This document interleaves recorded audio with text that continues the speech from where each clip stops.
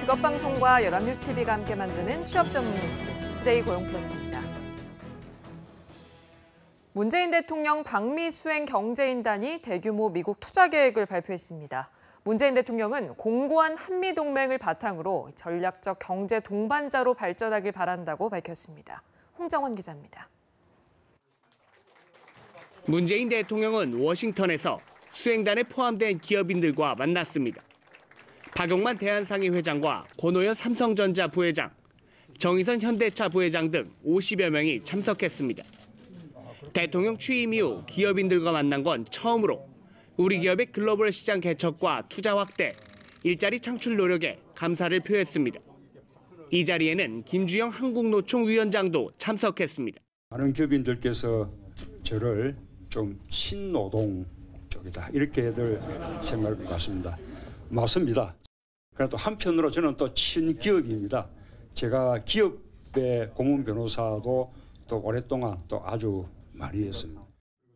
문 대통령은 새 정부 경제정책 핵심은 기업하기 좋고 공정하고 투명한 경제 환경을 만드는 것이라며 정부를 믿고 더 본격적으로 투자하고 일자리를 늘려달라고 당부했습니다.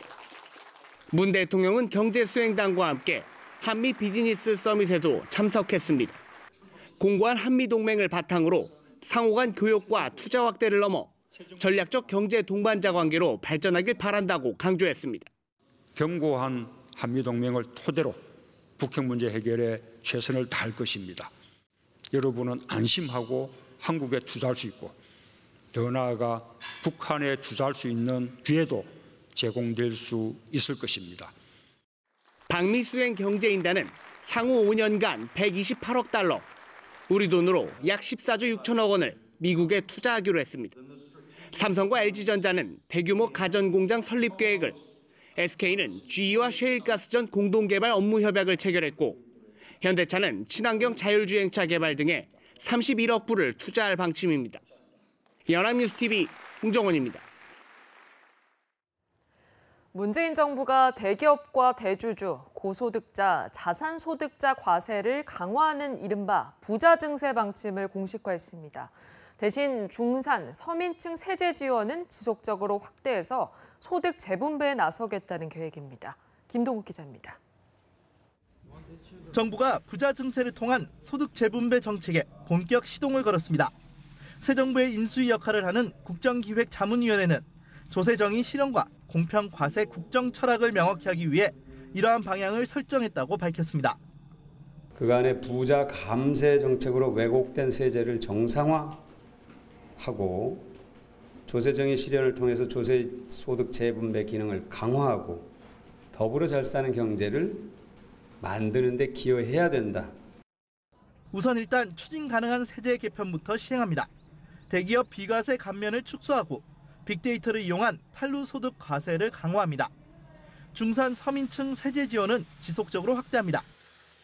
현행 10%인 월세 세입자 세액 공제율을 인상하고 폐업한 자영업자가 재기할 때 체납액을 한시적으로 면제하는 방안 등이 추진됩니다. 민감한 사안은 조세재정개혁특별위원회를 설치해 신중하게 논의하기로 했습니다. 법인 세율과 경유세 인상 추진 여부 등은 국민적 합의와 동의를 얻어 추진 여부를 결정한다는 계획입니다.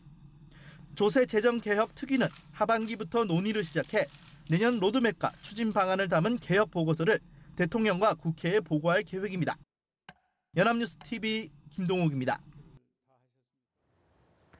내년도 최저임금을 결정하는 최저임금위원회 협상이 올해도 법정 시한을 넘겼습니다.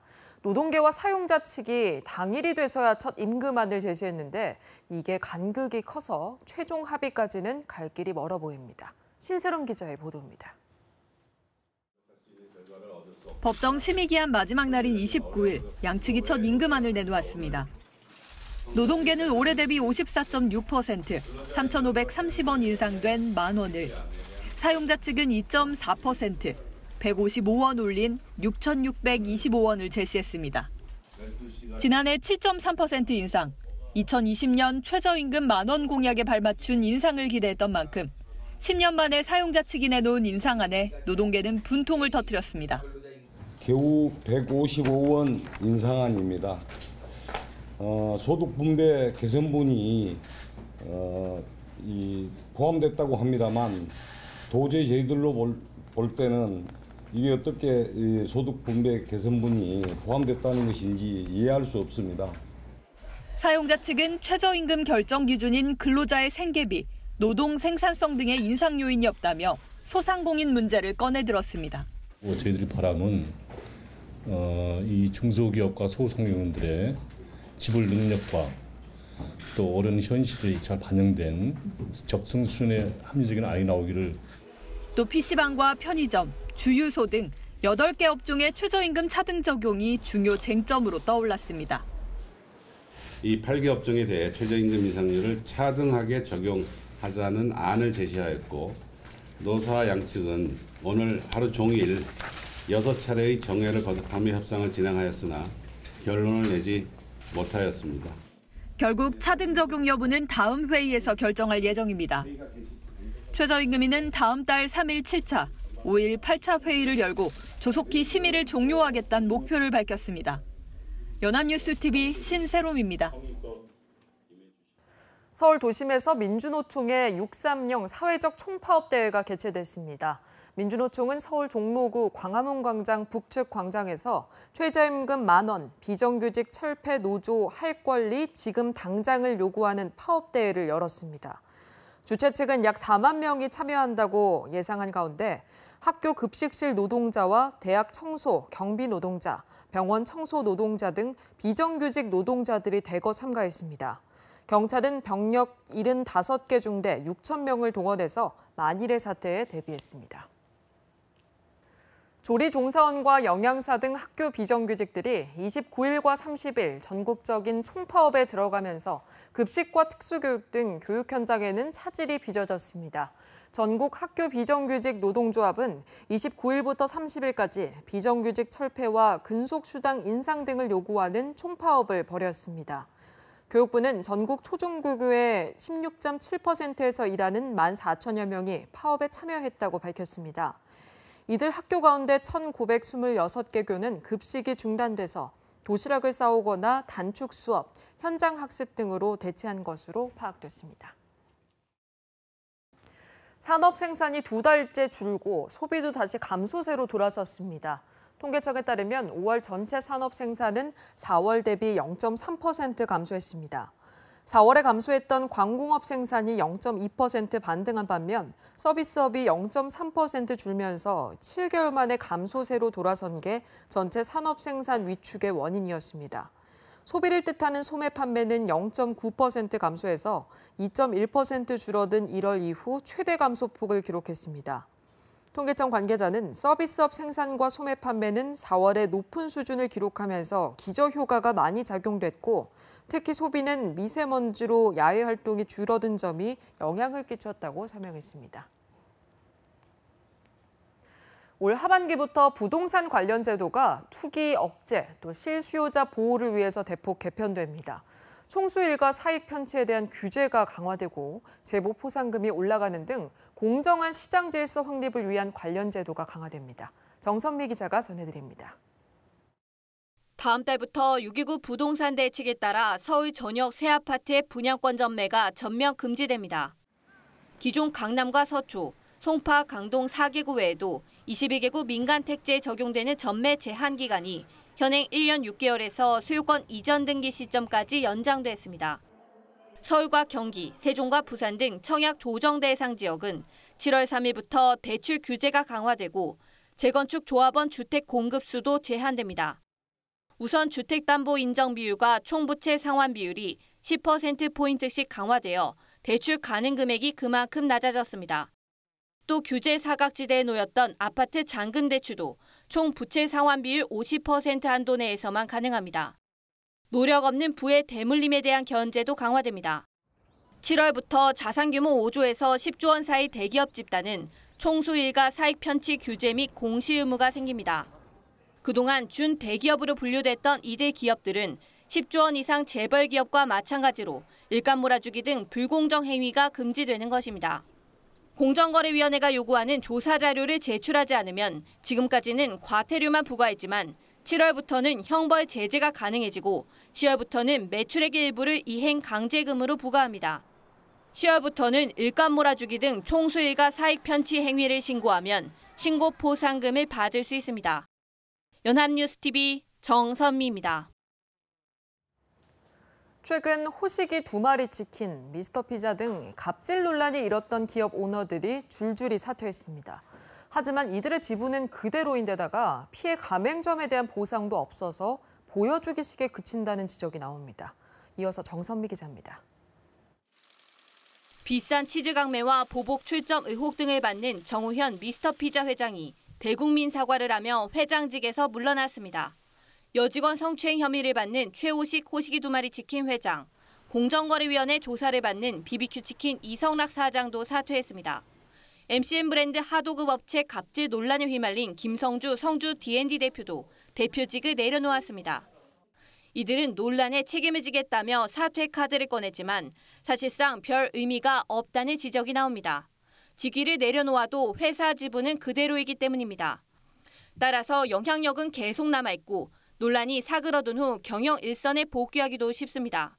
박준뷰티랩의 박준 회장은 지난 2013년 비서 성폭행 사건 당시 경영 일선에서 물러났지만 다시 회장직으로 복귀했습니다.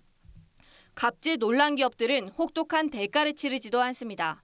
밀어내기 갑질로 국민적 분노를 샀던 남양유업에게는 120억 원의 과징금이 부과됐다가 나중에는 5억 원으로 대폭 줄었습니다. 공정위는 갑질 증거 자료가 부족했기 때문이라고 설명했지만 본사에서 증거를 은폐했다는 의혹도 나옵니다. 결국 피해를 입는 것은 가맹점주 등 약자입니다. 호식이 2마리 치킨 가맹점들은 회장 성추행 논란 이후 매출이 최대 40% 뚝 떨어졌지만 보상도 받지 못하고 있습니다. 연합뉴스TV 정선미입니다. 방학철을 맞아서 대학가에서는 학생들 사이에 전세나 월세로 사는 방을 다시 세놓는 전대가 활발하게 이뤄지고 있습니다. 방학 기간에 비어있는 방을 빌려주고 주거비 부담을 줄이겠다는 건데요. 집주인의 허락이 없었다면 불법입니다. 서영석 기자입니다.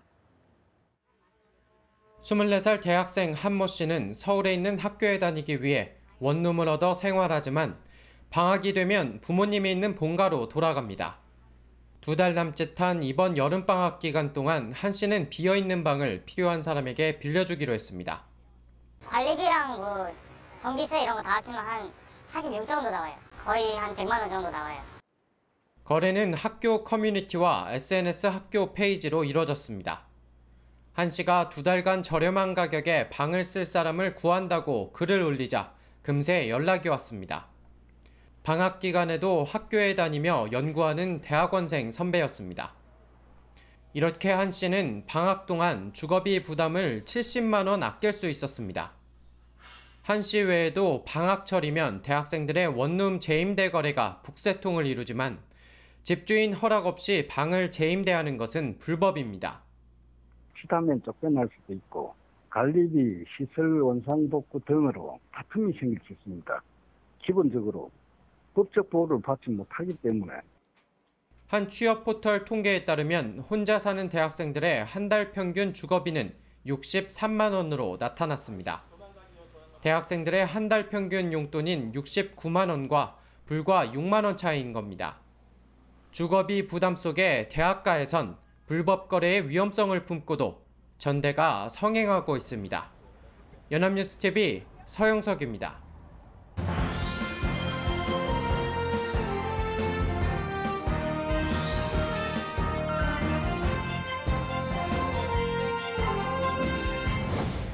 숨겨져 있는 알짜 직업을 소개하는 히든잡 시간입니다. 오늘도 투고풀의 공식 취업 도우미죠. 구보나 캐스터 나와 있습니다. 안녕하세요. 안녕하세요. 히든잡 시간입니다.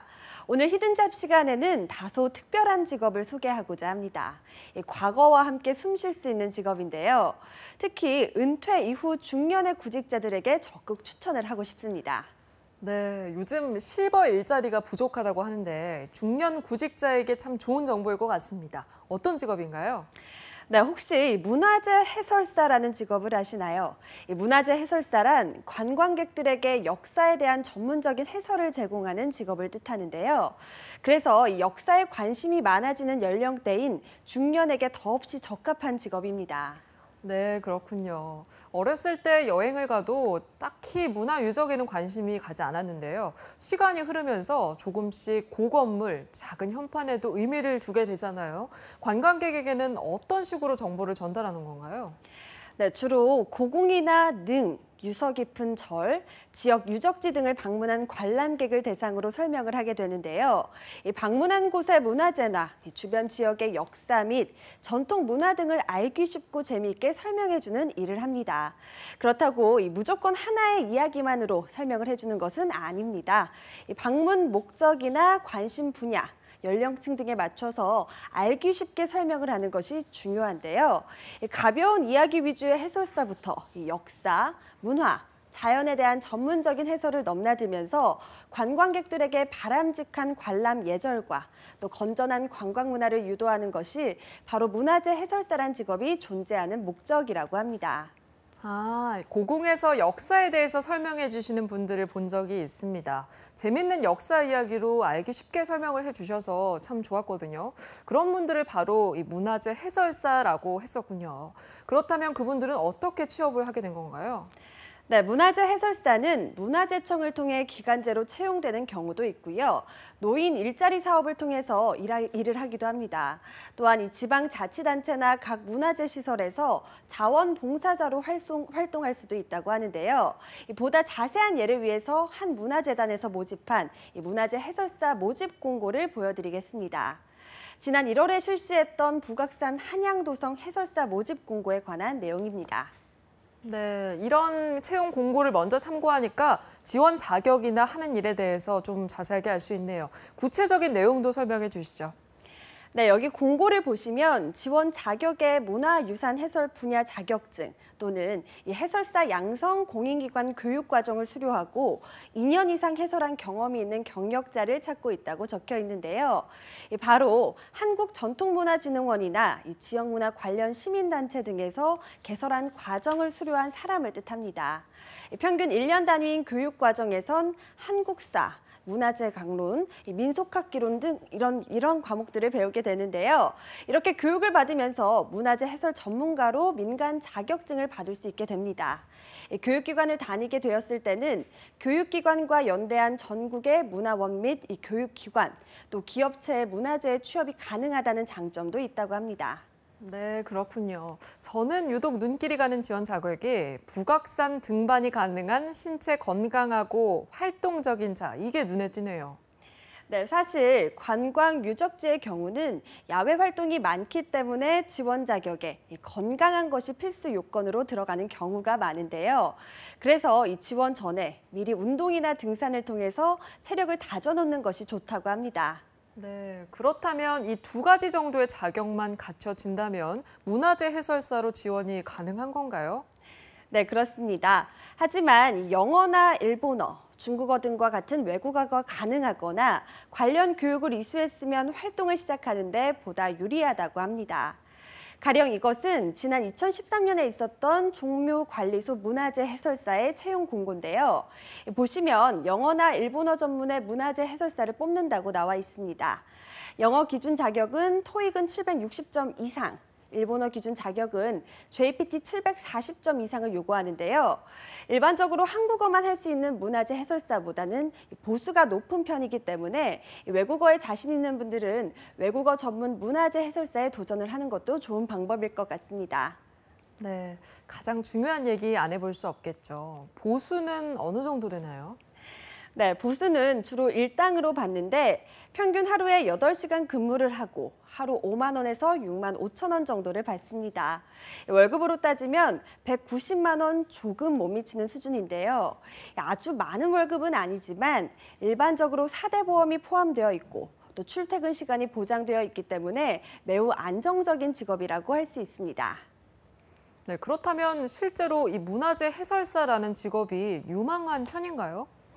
네, 그렇습니다. 특히 한류 문화가 전 세계적으로 확산되면서 외국인 방문객이 늘어난 것도 문화재 해설사가 각광받는 이유 중 하나인데요. 방금 소개해드렸던 종묘의 경우 지난해 30만 명 이상의 외국인 관광객이 찾았을 정도입니다. 또 2014년만 전국에서 2,789명의 문화재 관광 해설사가 배출되었을 정도라고 합니다.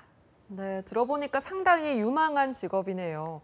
이어서 어떤 분들이 이 문화재 관광 해설사에 도전해보면 좋을지도 설명해 주시죠. 네, 우선 문화관광 해설사는 선발된 이후에도 지역 문화재와 역사에 대한 지식을 지속적으로 습득할 수 있는 학습 능력과 또 적극적인 자세가 필요합니다. 그래서 실제로 역사와 유적에 관심이 있는 분들에게 추천을 하고요. 관광객인 청중들의 수준이나 연령 등을 고려해서 즐거운 분위기에서 문화나 역사에 관한 지식을 재치 있게 설명할 수 있는 능력과 또 청중 장악력이 필요하기 때문에 연극이나 강연에 관심이 많았던 분들에게도 적합한 직업이 될 것 같습니다. 네, 그렇군요. 혹시 방송이 끝난 후에 이 문화재 해설사라는 직업에 대해서 궁금한 분들이 있다면 어디에 문의를 하면 될까요? 네, 화면에 나와 있는 한국전통문화진흥원이나 서울시 여성능력개발원에 문의를 하시면 보다 자세한 사항에 대한 정보를 제공받으실 수 있습니다. 아니면 각 지자체에 있는 노인 일자리 사업 수행기관에 문의를 하시는 것도 좋은 방법입니다. 네, 은퇴 후에 새로운 인생을 꿈꾸고 싶은 분들에게는 유적과 함께 또 낯선 이들과 함께 과거를 공유할 수 있는 문화재 해설사라는 직업이 더없이 좋은 일자리가 될 것 같습니다. 자, 아쉽지만 저희 두 MC는 오늘이 마지막이죠. 보나캐스터 그동안 어떠셨나요? 네, 어느덧 투데이 고용플러스의 인기 코너를 맡은 지도 몇 개월이 지나서 마지막 시간이 되었는데요. 사회면 사회, 문화면 문화, 이 세계 다방면을 소개하고 또 함께 얘기를 나눠볼 수 있어서 저 역시 너무 좋았습니다. 정말 1분 1초가 알차게 꾸며져 있는 만큼 앞으로도 많은 시청 바라겠습니다. 네, 그동안 다양한 이슈를 친절하게 짚어주고 수많은 데이터 쉽게 풀어주고 숨겨져 있는 직업들 쏙쏙 골라서 소개해 주느라고 정말 고생이 많았습니다. 저희 첫 방송이 2016년 4월 1일이었는데요. 벌써 1년이 훌쩍 지나버렸습니다. 시청자 여러분들에게 항상 밝고 긍정적인 소식만 전해드렸으면 좋았을 텐데 경기가 좋지 않다, 고용사석이 좋지 않다는 우울한 내용이 더 많았던 것 같아서 조금 속상한 마음인데요. 7월부터는 새로운 MC들이 진행할 건데 여러분들에게 더 유익하고 기분 좋은 소식이 가득하기를 기대해 보겠습니다. 네, 오늘 투데이 고용플러스는 여기서 마치겠습니다. 함께해 주신 여러분 고맙습니다.